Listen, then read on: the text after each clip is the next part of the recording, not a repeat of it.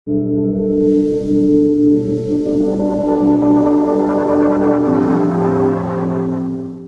قادر روہیلا سی نا، انہیں تیمور لنگ جڑا سی انہوں قتل کر دیتا. قتل کرن تو بعد اودی اکھاں وچ انہیں خنجر پھیرے، پھر اودیاں بچیاں نوں تے اودے رشتہ داراں نوں تے اودے جناب بہواں نوں سارے نوں بلا کے کہن لگا میرے سامنے نچو. نالے اودے پیو مار دیتا، نالے اودے خاندان نوں بلایا تے ان بچیاں نوں کہیا تسی میرے سامنے نچو. او جڑیاں تیمور لنگ دیاں وڈیاں وڈیاں زنانیاں سن، پھوپھیاں خالہ، انہاں غلام قادر روہیلا نوں کہن لگے اے حکومت آنی جانی شے وے، ایڈا ظلم نہ کر کے اسی پردہ دار عورتاں اور شاہی خاندان دیاں بچیاں ساڈے نال تے تو ہن نچن دا جڑا آرڈر ہے نا اے نہ کر. اقبال کہندا روہیلا کس قدر ظالم جفاجو کینہ پرور تھا، نکالی شاہ تیمور کی آنکھیں نو کے خنجر سے، پھر دیا آل حرم کو رقص کا فرما ستم کرنے، یہ انداز ستم کچھ کم نہ تھا آثار معاشر سے، رکھا خنجر کو آگے اور پھر کچھ سوچ کر لیٹا، تقاضا کر رہی تھی نیند گویا چشم اخمر سے، پھر اٹھا اور تیموری حرم سے یوں کہنے لگا کہ شکایت چاہیے تم کو نہ کچھ اپنے مقدر سے، میرا مسند پہ سو جانا بناوٹ تھی تکلف تھا کہ غفلت دور ہے شان صف آرایان لشکر سے، یہ مقصد تھا میرا کہ کوئی تیمور کی بیٹی مجھے غافل سمجھ کر مار ڈالے میرے خنجر سے، لیکن یہ راز آخر کھل گیا سارے زمانے پر کہ حمیت نام تھا جس کا وہ گئی تیمور کے گھر سے. میں حمیت دی گل کر رہا ہوں. حمیت ہماری قوم بڑی جذباتی ہے. کیوں جی؟ ہماری قوم بڑی جذباتی ہے. اس سے بڑا کیا جذبات ہو سکتے ہیں؟ تم نے جب دین پڑھا ہی کوئی نہیں. اقبال کہندا تا کجا بے غیرت دین زیستن، اقبال کہندا ہے تا کجا بے غیرت دین زیستن، اے مسلمان مردن است ای زیستن. اقبال کہندا اوے مسلمانہ کدوں تک تو غیرت دینی تو بغیر زندہ رہیں؟ تا کجا بے غیرت دین زیستن. اقبال کہندا دینی غیرت تو بغیر کدوں تک تو زندہ رہے گا، اے مسلمان مردہ نست ای زیستن. اقبال کہندا اے زندگی کوئی نہیں، اے تے مردہ پن نے جڑا تو زندہ رہ رہا. اقبال کہندا اے غیرت دینی تو بغیر تساں دا دین نو دیس نکالت دین واسطے تے تیار بیٹھے ہو. لبیک دے خلاف تسی دن رات پروپیگنڈا کردے ہو. ٹی ویاں والے نو تساں آرڈر کیتے ہوئے کہ انہاں دی کوئی خبر نہیں دکھانی، انہاں دا کوئی وڈے تو وڈا مجمع ہوئے تے نہیں دکھانا. جدوں تسی دین دی غیرت تسی قوم دے اندروں بھی کٹ دیتی، اب روڈوں پر کھڑا ہوں. یہ تو دنیا کا انوکھا احتجاج ہے نا جی. کیوں جی؟ ہاں جی. ادھر مکہ مکرمہ میں حملہ ہوا قبیلہ بنو خزاعہ پر، انہوں نے رسول اللہ کو پکارا تو حضور نے یہ تو نہیں نہ فرمایا کہ کل ہم مدینے کے چوراہے میں کھڑے ہو کر سارے غلام آ جاؤ تے نعرے لاؤ تسی یہ تھے کھڑے ہو کر کہ ہمیں نامنظور ہے قبیلہ بنو کنانہ نے جو زیادتی کی ہے مکے میں. 400 کلومیٹر کا سفر ہے، ہم یہاں سے ان سے جنگ چھیڑ دیں. قبیلہ بنو خزاعہ والے تو حضور کے حلیف ہی تھے نا، کلمہ تو انہوں نے نہیں پڑھا تھا، لیکن کہا حضور ہم نے آپ کے ساتھ رہنا ہے، نفع نقصان ہمارے آپ کے ساتھ ہے. لیکن جب ان پر حملہ ہوا تو انہوں نے رسول اللہ کو پکارا آدھی رات کے وقت. حضور وضو فرما رہے تھے، آپ نے فرمایا لبیک لبیک لبیک، فرمایا نصرتا نصرتا نصرتا. 3 بار حضور نے فرمایا تیری مدد ہونے والی، میں آ رہا.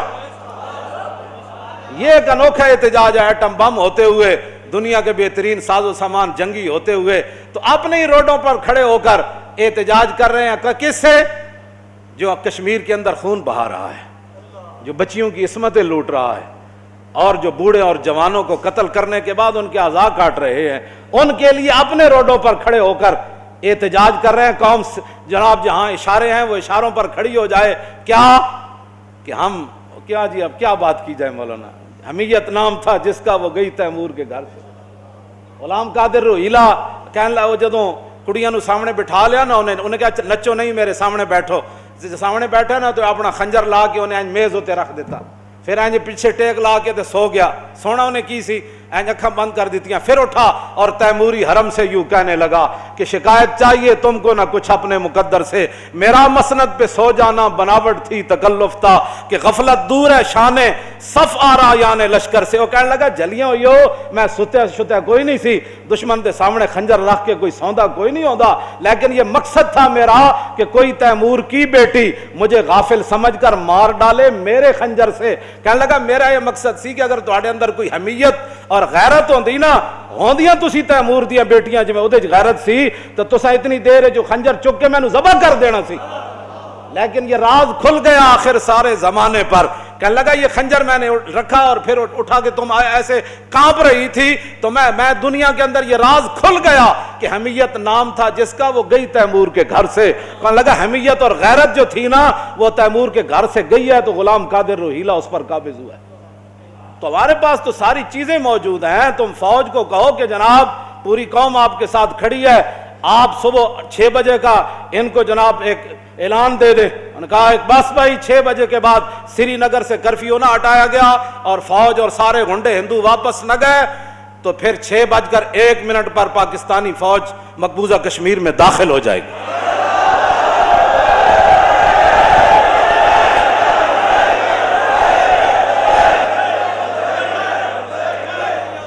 اقبال کہتا اس میں کیا شک ہے کہ محکم ہے یہ ابلیسی نظام۔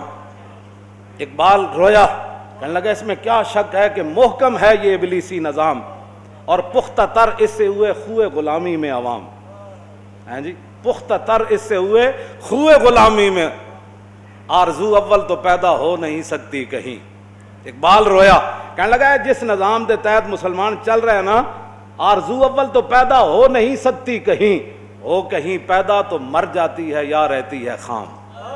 اقبال کہنا آرزو پیدا ہی نہیں ہوتی جہاد دی، جے پیدا ہوئے کیوں جی اپنا انہیں اعلان کر دیتا ہم جناب وہ یہ تو احتجاج کرنا یہ تو عوام کا حق ہے جن کے پاس طاقت نہیں ہے، جن کے پاس اقتدار نہیں ہے، لیکن رب ہے جس کام سے ہمیں روکتے تھے۔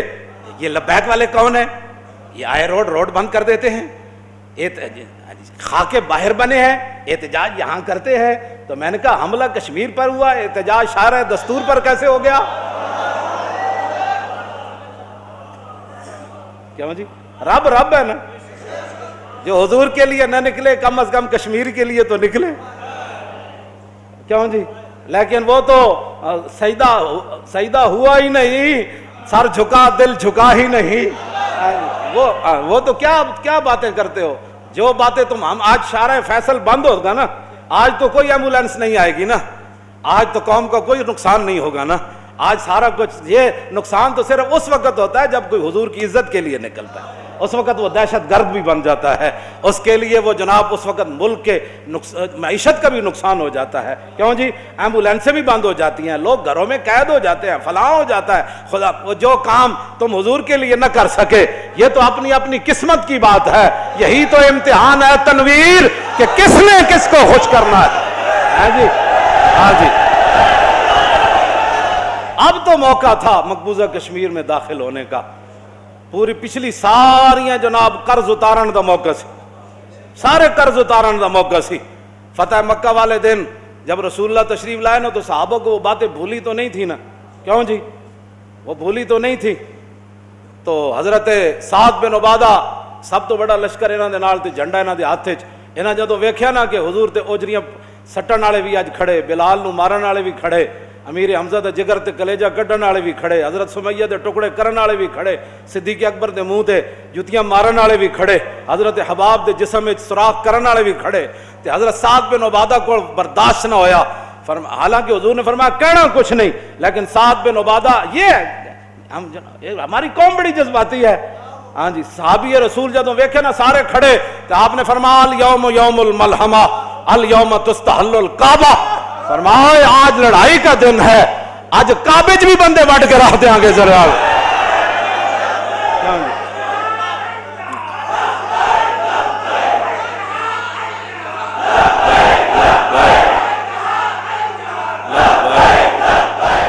ارتجت آل مکہ تھا، حدیث پاک دے الفاظن جدو سعد بن عبادہ ایک گل کی تھی نا کہ الیوم یوم الملحمہ الیوم تستحل الکعبہ، فرمایا آج لڑائی والا دن ہے، آج نبی الملاحم تشریف لا رہے ہیں، آج جنگوں والے نبی تشریف لا رہے ہیں، آج لڑائی والا دن ہے تو آج کعبے بھی اسی بندہ کوئی نہیں چھڑنا۔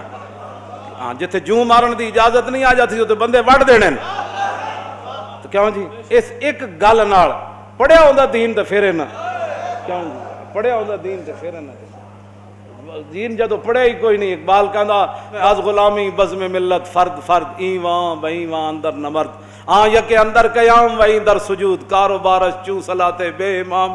کہندا اقبال کہندا جس ویلے قوماں دے امام کوئی نہ ہون، کیوں جی اس ویلے پھر قوم نماز پڑھ رہی ہوندی، ایک سجدے چ ہوندا ایک قیام وچ ہوندا، کیوں جناب ایک کاروبار دے معاہدے کر رہا ہوندا انڈیا نال تے ایک دا جناب ادھر قیامت گزر رہی ہوندی پاکستان تے کشمیر تے قیامت گزر رہی اور ادھر عرب دے بادشاہ انہوں جناب مسجد دی سیر کرا رہے